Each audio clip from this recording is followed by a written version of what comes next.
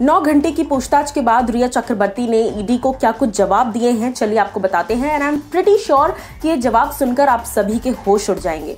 Well hello guys, welcome to movies Adda. मैं हूं ज्योति नाहक। बता दूं आपको कि ईडी में यानी कि एनफोर्समेंट डायरेक्टोरेट, यहां पर रिया चक्रवर्ती से कल पूछताछ की गई।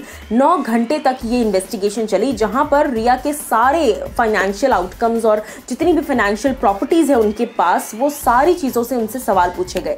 मैं आपको बता दूं कि रिया चक्रवर्ती ने कहा था कि उनकी इनकम 14 लाख समथिंग है, लेकिन उनके पास करोड़ों की प्रॉपर्टीज हैं और कुछ प्रॉपर्टीज ऐसी हैं जो सुशांत के गुजरने के कुछ वक्त पहले ही खरीदी गई हैं, यानी कुछ महीने पहले। इन सभी चीजों पर जब रिया से सवाल जवाब किए गए तो क्या आप जानना चाहते हैं कि रिया का क्या जवाब था? वेल, रिया चक्रवर्ती ने कहा कि मुझे कुछ याद नहीं। जी हाँ, and I am not even kidding.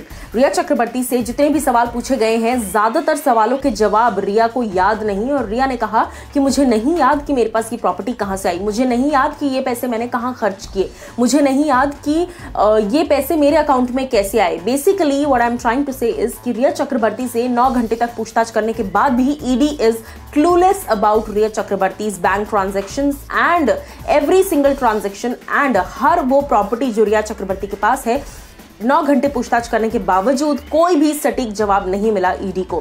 मैं बता दूं आपको कि रिया चक्रवर्ती के साथ साथ रिया और सुशांत की जो बिजनेस मैनेजर है श्रुति मोदी, उनसे भी कई सवाल पूछे गए।